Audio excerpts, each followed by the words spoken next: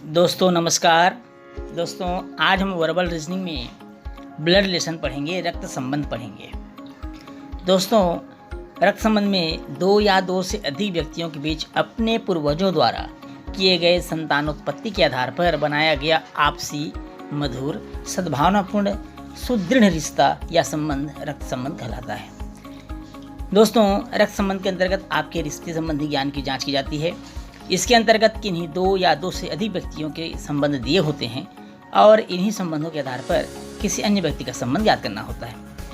साधारणतः रक्त संबंधी प्रश्नों में 7 पीढ़ियों के अंतर्गत ही प्रश्न पूछे जाते हैं। प्रश्न हल करते समय स्वयं को इन 7 पीढ़ियों के ठीक बीच में रखनी चाहिए, अर्थात 3 पीढ़ी आपके ऊपर दोस्तों और 3 पीढ़ी आपके नीचे। स्वयं की पीढ़ी में दोस्तों पति पत्नी भाई बहन चचेरा फुफेरा ममेरा भाई मौसेरा भाई चचेरी फुफेरी ममेरी मौसेरी बहन बहनोई साली साला देवर जेठ ये सभी लोग आते हैं। दोस्तों एक पीढ़ी अगर हम ऊपर चले जाएं तो उसमें पिताजी माताजी चाचा फूफा चाची मामा मामी ससुर सास ये सभी लोग आते हैं। दोस्तों अगर हम 2 पीढ़ी ऊपर चले जाएं तो दादा दादी नाना नानी ये सभी आते हैं। 3 पीढ़ी अगर ऊपर चले जाएं दोस्तों तो उसमें परदादा परदादी परनाना परनानी ये लोग आते हैं। दोस्तों अगर हम अपने को बीच में रखते हैं और एक पीढ़ी नीचे आते हैं तो एक पीढ़ी नीचे आएंगे तो हमको मिलेगा पुत्र है पुत्री भतीजा भतीजी दामाद पुत्र वधू बहू ये सब मिलेंगे। 2 पीढ़ी नीचे जाते हैं दोस्तों तो नाती पोता और नाती पोते का पति हो गया ये सभी मिलेंगे। 3 पीढ़ी अगर हम नीचे चले जाएँ दोस्तों तो पर पोता पर पोती है पर नाती पर नातिन है ये सभी लोग मिलेंगे। तो इस तरह से दोस्तों 7 पीढ़ियों के प्रश्न पूछे जाते हैं। दोस्तों एक चीज़ और ध्यान रखिएगा, आजकल मानसिक योग्यता विषय के अंतर्गत मैटरनल शब्द का प्रयोग नहीं किया जा रहा है। जैसे ग्रैंडफादर का अर्थ है दादा भी और नाना दोनों को माना जा रहा है। चलिए दोस्तों आगे बढ़ते हैं। दोस्तों रक्त संबंध के अंतर्गत निम्न प्रकार के प्रश्न पूछे जाते हैं। जैसे संबंधों को परोक्ष या प्रत्यक्ष रूप से घुमा फिरा कर प्रस्तुत करना, 2 व्यक्तियों की आपसी बातचीत पर आधारित प्रश्न होते हैं, संकेत पर आधारित प्रश्न होते हैं दोस्तों, तस्वीर पर आधारित प्रश्न होते हैं और गणितीय संकेतों पर आधारित प्रश्न भी होते हैं। लगभग 5 प्रकार के प्रश्न पूछे जाते हैं। तो चलिए दोस्तों चलते हैं पहले प्रकार की ओर, संबंधों को परोक्ष या प्रत्यक्ष रूप से घुमा फिराकर प्रस्तुत करना। तो पहले टाइप में हम देखेंगे संबंधों को परोक्ष या प्रत्यक्ष रूप से घुमा फिराकर प्रस्तुत करना। दोस्तों इसके अंतर्गत पूछे जाने वाले प्रश्नों में सामान्यतः 1 या 2 पीढ़ियों के संबंध पर आधारित कुछ जानकारियाँ दी गई होती है जो सीधे संबंधों को परोक्ष या प्रत्यक्ष रूप से घुमा फिराकर प्रस्तुत की गई होती है। चलिए दोस्तों इसको एक उदाहरण से समझते हैं। दोस्तों उदाहरण है शंकर मीरा का भाई है। यदि शीला जो मीता की बहन है रमेश की भतीजी है तो बताइए शंकर का रमेश से क्या संबंध है। 4 ऑप्शन है दोस्तों, ऑप्शन ए भाई, ऑप्शन बी भतीजा, ऑप्शन सी पुत्र और ऑप्शन डी है पिता। चलिए दोस्तों इसको हल करते हैं। दोस्तों इस तरह के प्रश्नों को हल करने के लिए संबंध आरेख जरूर बनाएं। संबंध आरेख से सही आंसर का हम जल्दी पता लगा सकते हैं। दोस्तों ये शंकर है, ध्यान समझेंगे दोस्तों।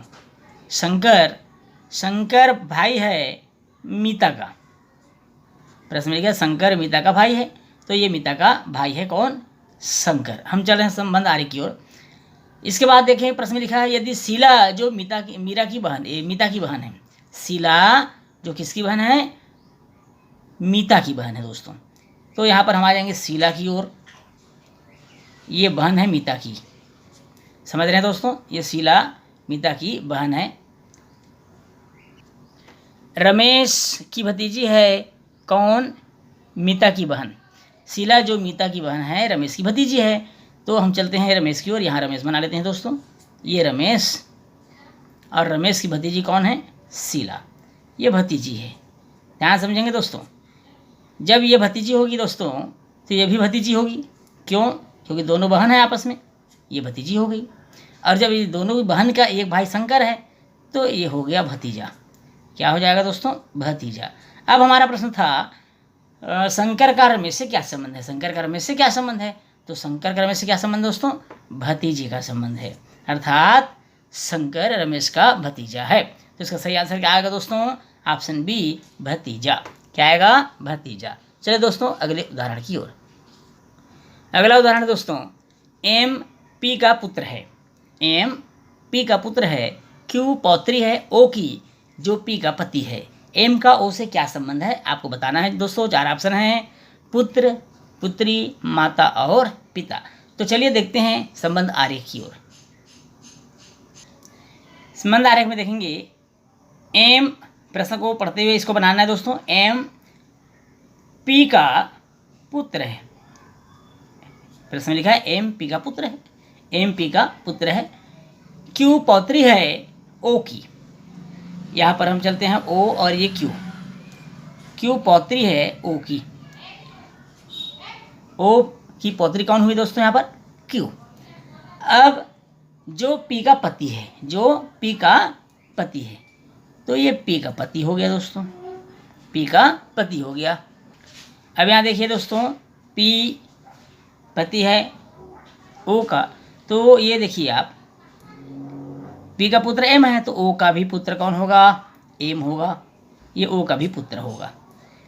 और ये पुत्र है, ये पौत्री है। अब प्रश्न में लिखा है एम का ओ से क्या संबंध है, तो एम का ओ से क्या संबंध है दोस्तों, देख लीजिए, पुत्र का संबंध है। क्या संबंध है दोस्तों, पुत्र का संबंध है। तो ऑप्शन ए इसका सही आंसर होगा। अगला प्रश्न है दोस्तों, ए और बी बहनें हैं, ए और बी बहनें हैं, डी की माता ए है, बी की एक पुत्री सी है जो एफ से विवाहित है, ए का पति जी है, तो सी का डी से क्या संबंध है आपको ज्ञात करना है। 4 ऑप्शन है दोस्तों, मौसेरी बहन, ऑप्शन ए, ऑप्शन बी भांजी, ऑप्शन सी मौसी और ऑप्शन डी है साली। तो चलिए देखते हैं संबंध आरेख। सबसे पहले हम देखेंगे ए और बी बहनें हैं, तो ये ए हुआ और ये बी हुआ, दोनों आपस में बहनें हैं, ये इस तरह से बहनें हैं। टी की माता ए है, ए माता है डी की, ए माता है डी की। बी की एक पुत्री सी है, बी की एक पुत्री है और वो पुत्री कौन है, सी। प्रश्न में आगे देखते हैं, जो एफ से विवाहित है, एफ से विवाहित है मतलब एफ इनका पति हुआ, एफ इनका पति हो गया।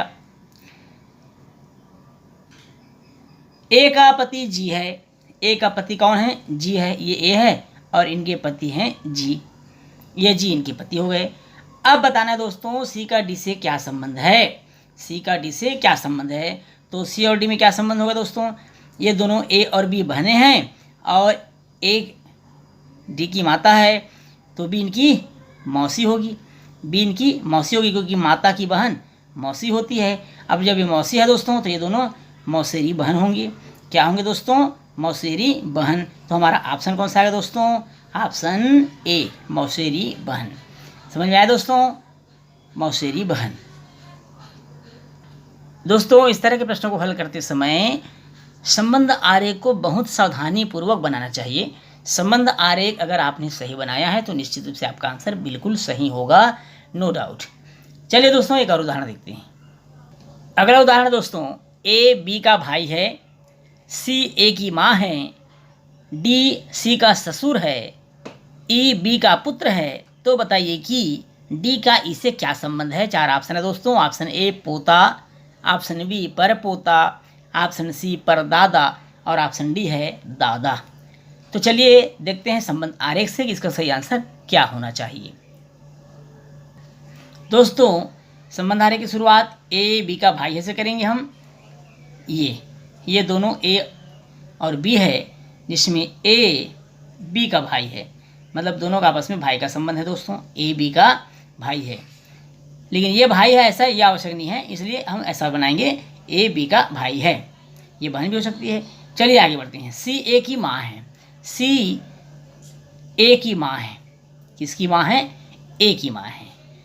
डी सी का ससुर है, डी भी है दोस्तों, ये सी का ससुर है, सी का ससुर है।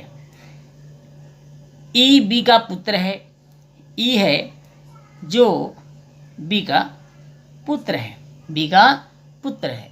अब प्रश्न है कि डी का ई से क्या संबंध है। देखिए दोस्तों, ए की माँ सी है और सी के ससुर डी हैं, तो निश्चित रूप से ये ए के क्या होंगे दोस्तों, दादा होंगे और डी का ए क्या होगा, पोता।